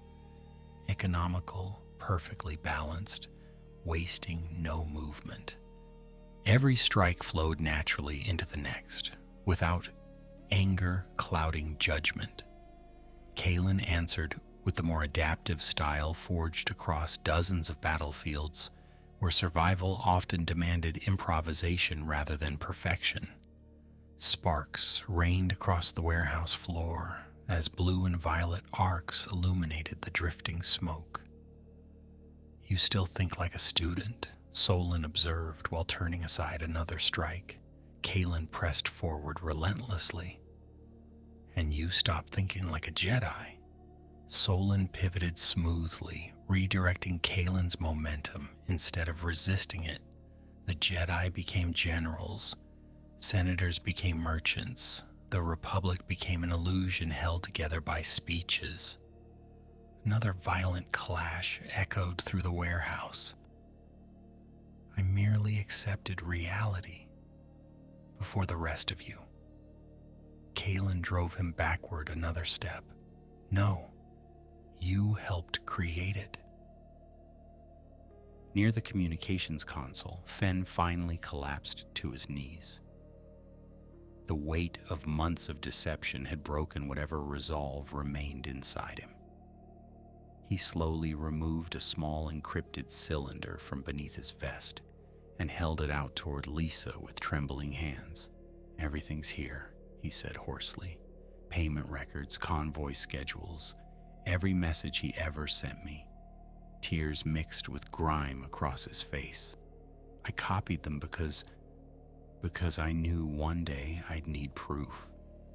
Lisa accepted the cylinder carefully without lowering her guard. "Your family," she said, "will find them." Fen looked at her with hollow eyes.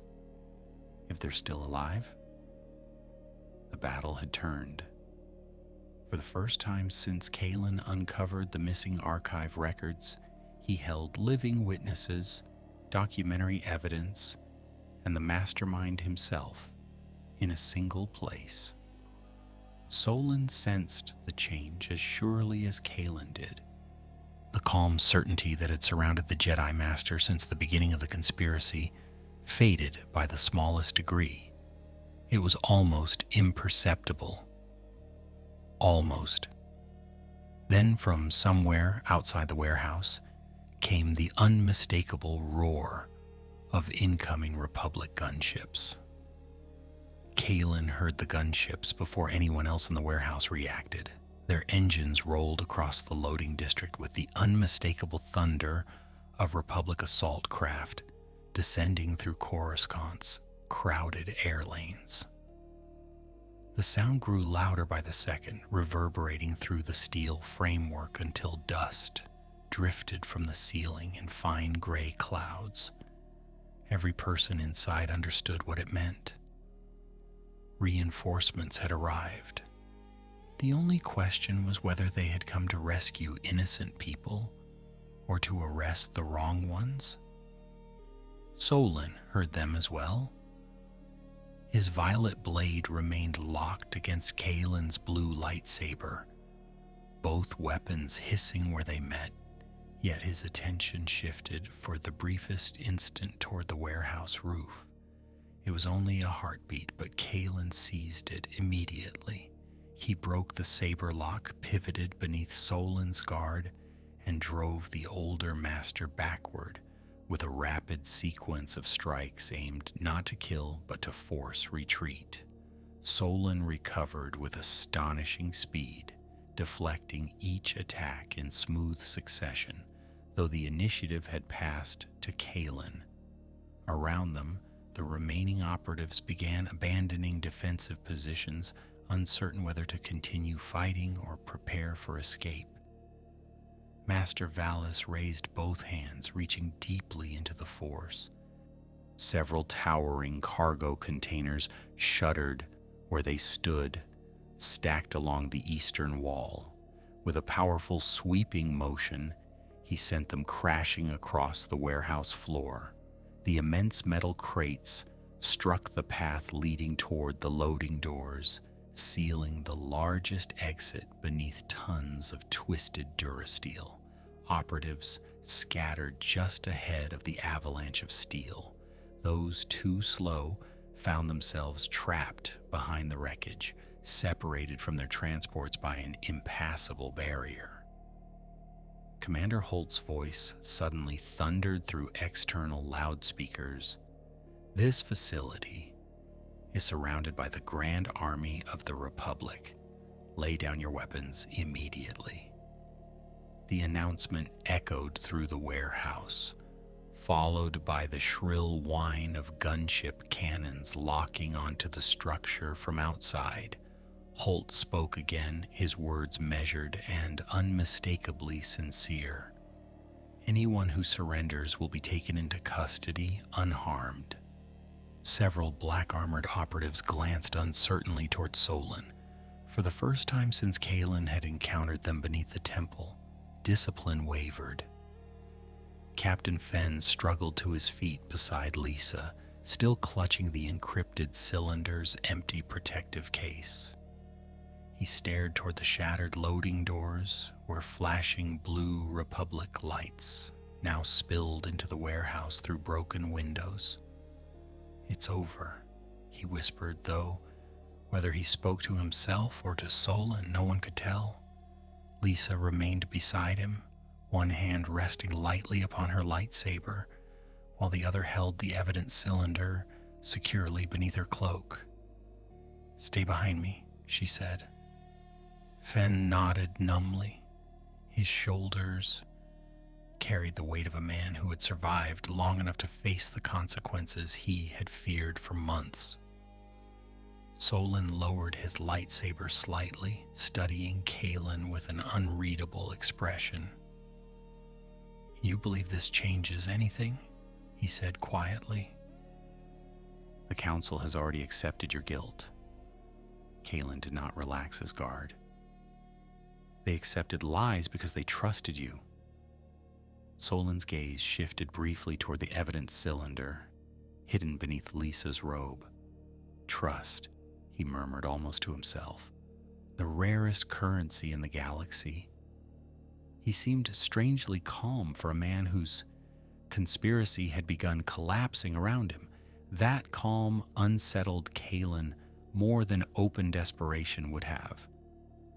A violent explosion suddenly tore through the western wall of the warehouse. Not from outside, from within. A hidden demolition charge erupted behind a row of storage tanks, blasting a jagged hole through reinforced steel and filling the chamber with smoke, flying debris, and blinding dust.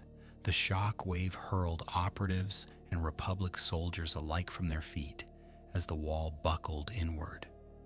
Kalen shielded Master Valis with the Force, diverting fragments of durasteel that otherwise would have struck the elderly Jedi.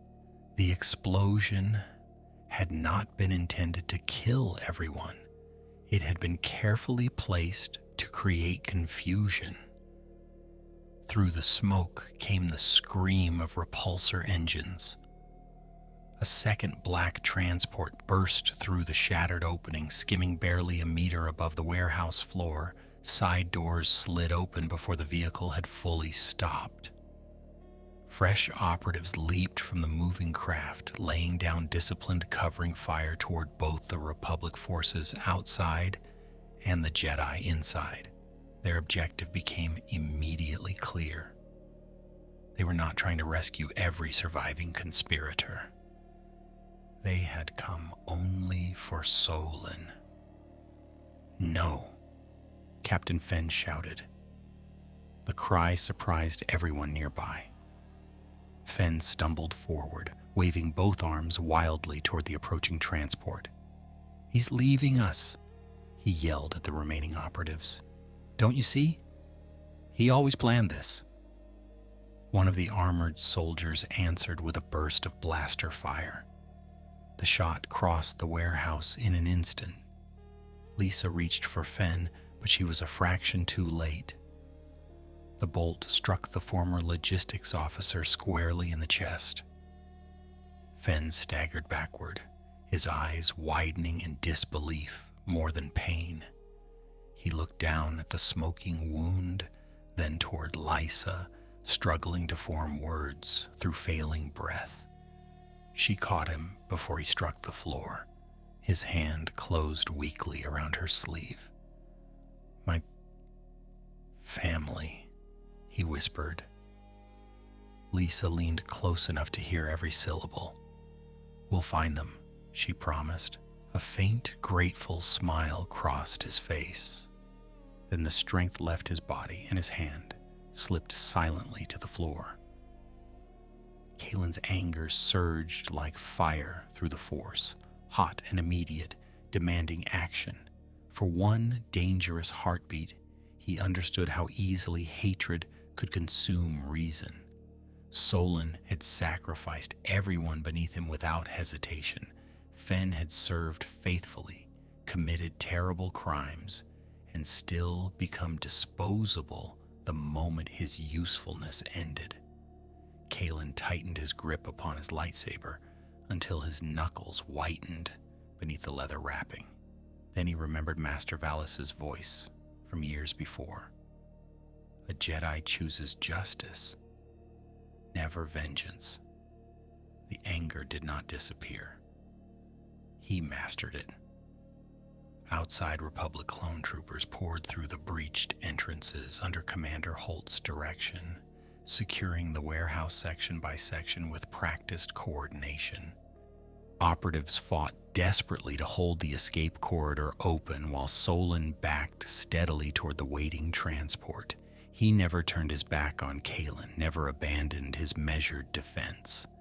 It was as though he had anticipated this exact retreat long before the battle began.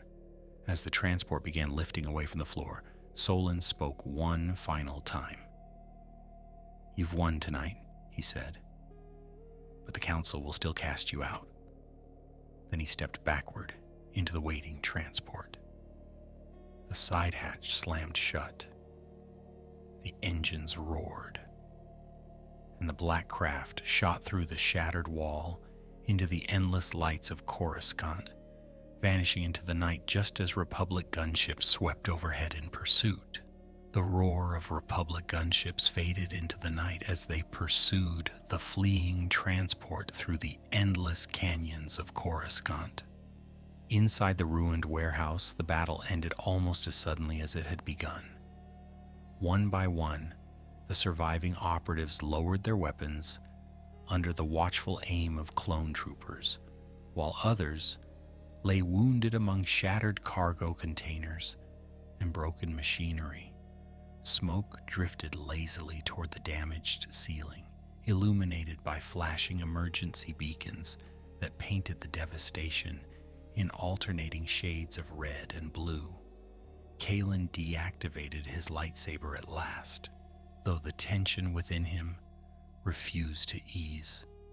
Solon had escaped, but the conspiracy he had built no longer hid in darkness. Commander Holt crossed the warehouse floor with purposeful strides, removing his helmet as he approached Kalen and Master Valis. The relief on the clone commander's face was unmistakable, despite the exhaustion lining it. He looked first to the elderly Jedi, as if needing to convince himself the man truly stood before him alive. "Master Valis," Holt said quietly, "it's good to see you." Valis inclined his head with his usual calm dignity. "And good to know that not every loyal servant of the Republic surrendered his judgment to fear." Holt accepted the words with visible humility before turning toward Kalen. "General, I owe you an apology." Kalen shook his head. "You followed the orders you were given. That's all any soldier can do." Lisa stepped forward, carrying the encrypted cylinder Captain Fen had surrendered before his death. She held it carefully, as though aware that the small object outweighed every weapon scattered across the warehouse floor. "This contains everything," she said. "Payments, transmissions, convoy revisions, false casualty reports, and copies of Solon's instructions." Commander Holt immediately summoned Republic intelligence technicians who began verifying the files under multiple security protocols. Within minutes, confirmation appeared across their portable displays. The records matched military encryption keys that only senior Republic officials and selected Jedi Masters could have accessed. No forgery could have produced such detail. The evidence was genuine. Master Valis requested immediate transport to the Jedi Temple. Holt agreed without hesitation, dispatching an escort large enough to ensure no further ambush could interfere. During the flight, silence settled over the Republic gunship as Coruscant's endless lights streamed beneath them. Kalen stood near the open troop bay, watching the city pass below while the cold night air swept through the compartment. Lisa finally joined him. "Whatever happens before the council," she said, "they can no longer deny the truth." Kalen nodded slowly. "The truth isn't what worries me." She looked at him with quiet understanding. "It's whether they'll admit they were wrong." The council chamber remained exactly as Kalen remembered it, yet everything felt different when he entered once more. 12 masters occupied their familiar seats beneath the towering windows overlooking Coruscant. Though the confidence usually filling the room had given way to heavy silence, Master Windu regarded Kalen steadily before shifting his attention toward Master Valis, who stepped into the center of the chamber, alive and unbowed. Surprise flashed openly across several faces. Master Yoda closed his eyes briefly, as though sensing the immense weight of the moment before a single word had been spoken. What followed lasted for hours. The evidence recovered from Warehouse 39A was presented piece by piece. Republic intelligence authenticated every transmission. Captain Fenn's copied records exposed years of stolen convoy routes. Surviving operatives identified Solon as the architect of the network after learning he had abandoned them without hesitation. Finally, Master Valis described his captivity from the moment he confronted Solon inside the temple until Kalen rescued him from the warehouse. No dramatic speeches filled the chamber. There was no shouting, no desperate attempt to defend the impossible. The facts proved overwhelming enough on their own. When the testimony ended, silence returned once more. Master Windu rose from his seat and descended into the center of the chamber. His expression revealed neither pride nor satisfaction, only regret. "Knight Kalen Voss," he began, "the accusations brought against you were false. You acted to protect the Republic when others failed to see the danger before them. The Council accepts responsibility for allowing deception to cloud its judgment." The admission carried enormous weight. Rarely did the Jedi Council acknowledge such a grave mistake. Yet even as the words echoed through the chamber, Kalen felt no triumph. Master Yoda opened his eyes and regarded Kalen thoughtfully. "Return to the Order you may," the ancient master said. "Needed, Jedi like you are." Around the chamber, several council members gave quiet signs of agreement. The invitation was sincere. It offered restoration of rank, honor, and everything Kalen had lost only days before. He looked around the familiar room where he had once dreamed of serving the Order for the rest of his life. Then his gaze settled upon the empty chair where Solon had often sat during military briefings. Trust had allowed betrayal to flourish there for years without question. Kalen bowed respectfully to every master present. "I will always honor what the Jedi taught me," he said. "Compassion, discipline, service. Those ideals saved me when anger nearly consumed me." His voice remained calm despite the emotion beneath it. "But when I needed the Order most, it judged appearances before seeking the truth. Good people nearly died because no one questioned convenient answers." He paused, allowing no bitterness into his words. "If I return now, I will spend every day remembering how easily justice became certainty."